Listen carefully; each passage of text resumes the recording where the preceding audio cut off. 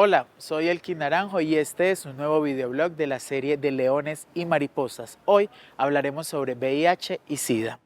Hace 40 años el mundo conoció el virus de inmunodeficiencia humana VIH y el síndrome de inmunodeficiencia adquirida SIDA.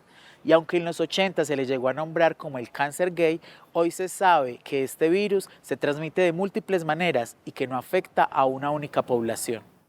Si uno, digamos, mira esa historia, uno se empieza a dar cuenta que inicialmente la respuesta al virus era un poquito como fangosa o pantanosa porque nadie tenía muy claro de qué se trataba. Es decir, cuando el virus aparece y aparecen los primeros casos, muchas personas estaban muriendo, pero no era explicable todavía qué es lo que pasaba. Luego entonces se van a empezar a identificar, por ejemplo, que este síndrome o este cuadro clínico conformado por distintas como patologías clínicas que configuraban lo que llamamos el síndrome de inmunodeficiencia humana adquirida SIDA, era particularmente producido por un virus que luego fue llamado como virus de inmunodeficiencia humana VIH. Y hablo de esto porque también la respuesta dependía también de reconocer como exactamente qué es lo que ocurría. Luego, a medida que se empieza a reconocer, uno empieza a darse cuenta que sobre el virus habían también demasiados intereses y discursos en confrontación. Por un lado, habían ciertos discursos que afirmaban la necesidad de hablar de sexo públicamente y abiertamente para frenar la expansión del virus, mientras que otras posiciones hablaban mucho más de la negación del sexo y la abstinencia como la única forma de evitar.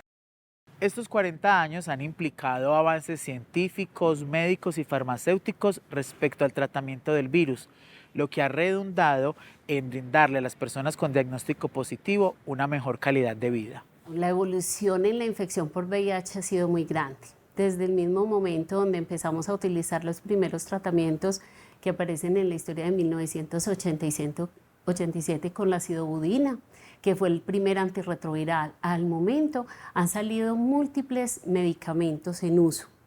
En el momento actual estamos viendo un auge de nuevos medicamentos para aquellas personas con infecciones, tantos nuevos, como esos para nosotros son llamados pacientes naive, como para pacientes que vienen ya con resistencia a tratamientos, o sea que han tomado durante 15 años o más medicamentos y han generado resistencias o efectos secundarios.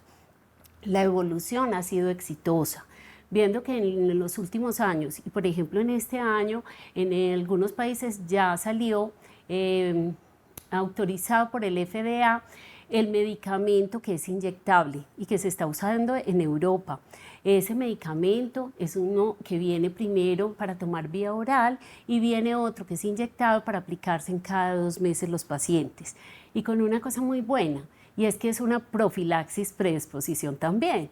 Es aquellas personas que podrían utilizar este medicamento usándolo cada 2 meses, inyectado para prevenir la infección contra este virus.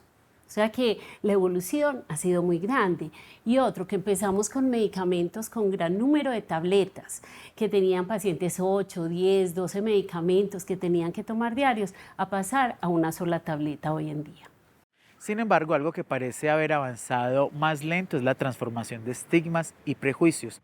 Hoy el diagnóstico sigue siendo vergonzante y algunos mitos y la desinformación prevalecen, generando incluso situaciones de discriminación.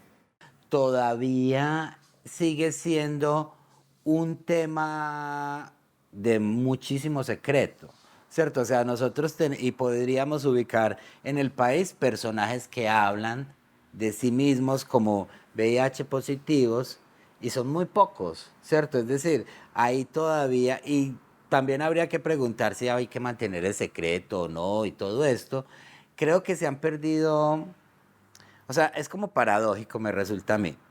Por un lado, siento que ese miedo de los 80 ya no existe, ¿cierto? O sea, ese miedo a la sexualidad, ese miedo a que tengo sexo y tengo que ir a hacerme la prueba y ese sufrir mientras recibo el resultado, ese miedo desapareció, ¿cierto? Los tratamientos, digamos, toda la estrategia alrededor, como que hay una protección fuerte e incluso en la eventualidad de ser positivo, también tengo una expectativa de vida distinta, digamos, ya no es esa noticia de fatalidad, sino, entonces creo que ese miedo se perdió. Pero por otro lado, sigue teniendo una marca y un vínculo extraño con el secreto, ¿cierto? De lo que todavía no hablamos mucho, como que lo podemos pensar incluso en términos generacionales.